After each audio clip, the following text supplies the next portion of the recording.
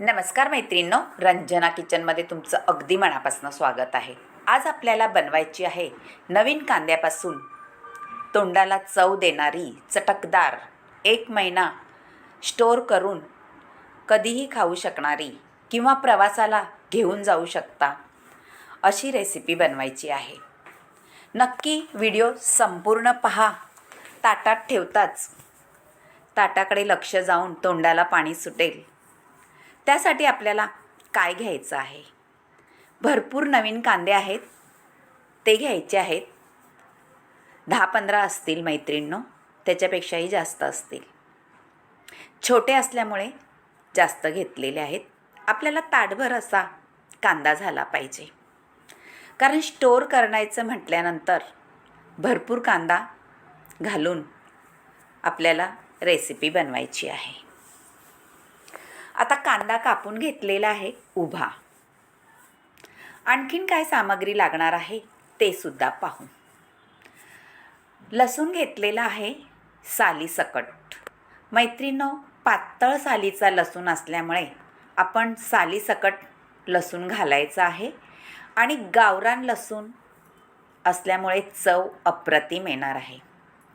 आता तीळ घेतलेले आहे 1 वाटी, म्हणजे अर्धी वाटी खोबरं आहे, शेंगदाणे आहे आणि आपले कढीपत्ताही भरपूर घेतला आहे आणि लसूणही भरपूर घेतलेला आहे.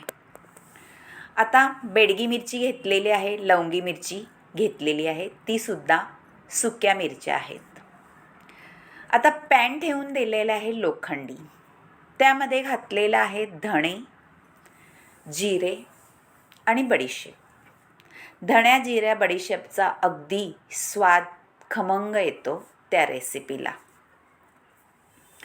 भाजून घ्यायचं आहे तेल न घालता, आणि पावडरही करायची आहे, म्हणून आपल्याला भाजून घ्यायचे आहेत, म्हणजे त्याचा स्वाद मस्तच येतो. आता झालेले आहे भाजून, ते आपण एका ताटात काढून घ्यायचे आहे. आणि बाकीची सामग्री आहे ते सुद्धा भाजून घ्यायचे आहेत. तीळ आहे, तेही भाजायचे आहेत, म्हणजे दाताखाली आले का त्याचा स्वादच अप्रतिम येतो. खमंग होस्तोपर्यंत भाजायचे आहे. तडतड करायला लागलेत पहा. जास्त मोठा गॅस ठेवायचा नाही मैत्रिणींनो, नाही तर पटापट बाहेर उडतात. आता आपले शेंगदाणेही भाजून घ्यायचे आहेत. हे सगळं भाजल्यानंतर आपल्याला त्याचा कूट करून घ्यायचा आहे. आता शेंगदाणे भाजल्यानंतर तेही काढून घ्यायचे आहेत. आणि मिरची आहे, ही बेडगी मिरची आहे लाल सुकीवाली, आणि लवंगी मिरची आहे लाल सुकीवाली. मिरचीने दोन्ही घ्यायचे आहेत. जर तुम्हाला तिखट हवं असलं तर लवंगी घेतली तरी चालेल, पण बेडगी मिरची घ्या, कलरही सुंदर येतो आणि चवही भारी लागते. मिरच्या भाजायला तेल घालायचं आहे, म्हणजे ठसका येत नाही जास्त घरामध्ये, आणि मिरचीचा कलरही सुंदर येतो. आता भाजून झालेले आहे आणि मिरचीसुद्धा काढून घ्यायची आहे. जास्त मोठा गॅसवर भाजायची नाही, नाहीतर पटकन जळली जाते, कारण सुक्या मिरच्या आहेत. आता मिरची काढल्यानंतर आपल्याला कढीपत्ताही घालून घ्यायचा आहे. भरपूर असा कढीपत्ता वापरायचा आहे, म्हणजे आपल्या केसांसाठी, त्वचेसाठी सगळं हे रेसिपी आहे आपल्या शरीरासाठी खूपच उपयोगी पडणारी आहे. चटणी आहे स्टोअर करून ठेवण्यासाठी. महिनाभर करून ठेवा आणि 1-1 चमचा रोज खा. तीळ आहेत, शेंगदाणे आहेत, खोबरं आहे, कढीपत्ता, ह्याचा आपल्या शरीरासाठी खूपच फायदे होतात त्वचेला. तिखट लागलं तर तुम्हाला कमीही करू शकता, आणि जास्त हवं असलं तर हे प्रमाण बरोबर आहे, कारण भाकरीसोबत खाण्यासाठी थोडी तिखटच छान लागते.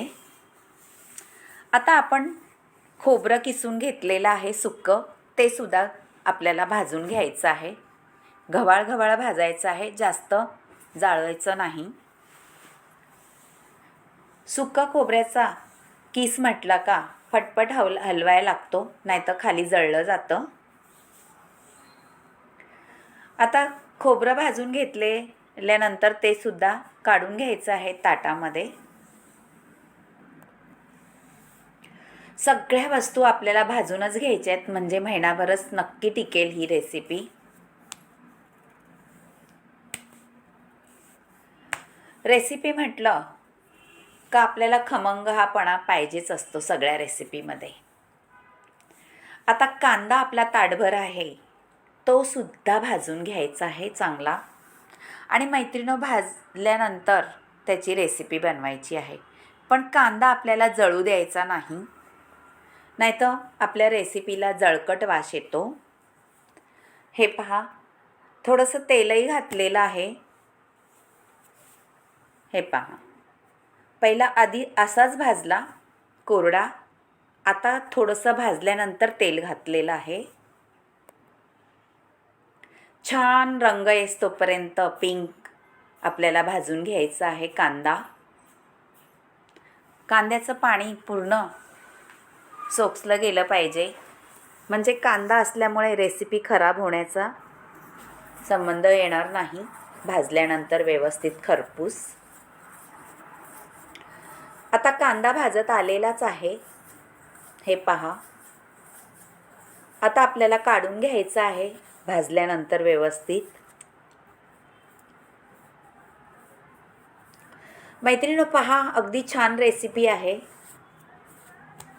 आता भरपूर आपण लसूण घेतलेला आहे, तो ठेचून घ्यायचा आहे. थोडा मिरचीमध्ये सुद्धा मी वाटून घेणार आहे आणि थोडा ठेचून घेणार आहे.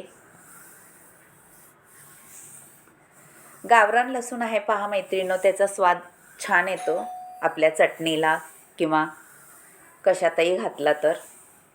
आता शेंगदाणे तीळ वाटून घेतलेले आहे मोठे मोठे, आणि थोडेसे तिळे ठेवलेले आहे अख्खे. ही मिरची, धणे, बडीशेप, जिरं, लसूण आणि कढीपत्ता हे सगळं बारीक करून घेतलेलं आहे मोठं मोठं, जास्त अगदी पावडर केलेली नाही. आणि आपलं सुकं खोबरंसुद्धा भाजून घेतलेलं आहे मैत्रिणींनो. आता कढई ठेवलेली आहे आणि त्याच्यात तेलही घातलेलं आहे. लसूण ठेचून घेतलेला आहे, तो तेलामध्ये परतून घ्यायचा आहे, म्हणजे त्याचा स्वाद अप्रतिम येईल रेसिपीला. आणि थोडा आपण मिरचीमध्ये वाटूनही घेतलेला आहे मैत्रिणींनो. दाताखाली लसूण आला का अप्रतिम स्वाद लागतो. मैत्रिणींनो पहा, तुम्हाला अशी ही चटणी आवडली तर महिनाभर करून ठेवून खाणारी, तर नक्की रंजना किचनला लाईक करा, शेअर करा, कमेंट करायला विसरू नका आणि सबस्क्राईब करा. लसूण आपला छान भाजून झालेला आहे तेलामध्ये, कलर बदललेला आहे पहा, त्याचा सुगंधही अप्रतिम सुटलेला आहे. आता आपली मिरची पावडरमध्ये सगळं घालून वाटण केलेलं आहे ते घालून घ्यायचं आहे. कोरडंच सगळं वाटायचं आपल्याला, पाणी अजिबात घालायचं नाही. मीठ घालायचं आहे चवीनुसार. कोणताही पदार्थ ह्याच्यातला वाटायसाठी अजिबात पाण्याचा अंश लावून द्यायचा नाही. आता सगळं असं हलवून घेतलं आपण तेलामध्ये, एक एक पदार्थ घालून हलवायचा आहे, म्हणजे सगळीकडे तेल लागलं जातं व्यवस्थित आणि चटणी अप्रतिम होते आणि टिकूनही राहते. ही चटणी भाकरीबरोबर खा, चपातीबरोबर खा, किंवा आपल्या तोंडी लावायलाही खाऊ शकतो. प्रवासालाही तुम्ही 2-3 दिवस गेलात तरीही घेऊन जाऊ शकता. आता सगळे मसाले आपले एकत्र झाल्यानंतर कांदा भाजून ठेवलेला तोही एकत्र करायचा आहे व्यवस्थित. कढीपत्ताही त्याच्यात घातल्यामुळे आपल्या त्वचेसाठी अप्रतिम हा पदार्थ होणार आहे. व्यवस्थित कांद्यामध्ये परतून घेतल्यानंतर आपल्याला थंड झाल्यानंतरच भरून ठेवायची ही चटणी, अगोदर भरायची नाही. कारण अगोदर भरली तर गरम वाफेमुळे वाफ येईल आणि पाणी त्याच्यात जमा होईल आणि आपल्या पदार्थाला बुरशी लागेल मैत्रिणींनो. आता झालेली आहे आपली ही चटणी तयार. नक्की करून पहा. तुमच्या मैत्रिणींसोबतसुद्धा हा व्हिडिओ शेअर करा. आवडला तर एक कमेंट जरूर कळवा. थोडीशी हळद घालते म्हणजे कलर भारी येतो दिसायला. आणि परत परतून घ्यायची आहे. परतायचं हायगाई करायची नाही मैत्रिणींनो, कारण टिकवणीचा पदार्थ आहे.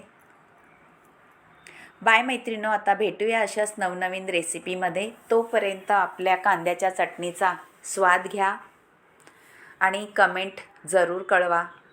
तुमची घरचं चॅनल असल्यासारखं मला तुम्ही एक कमेंट तुमच्या मनातली जरूर कळवत जा. वाचायला खूप आवडतं आणि तुमची कमेंट ऐकूनही भारी वाटतं.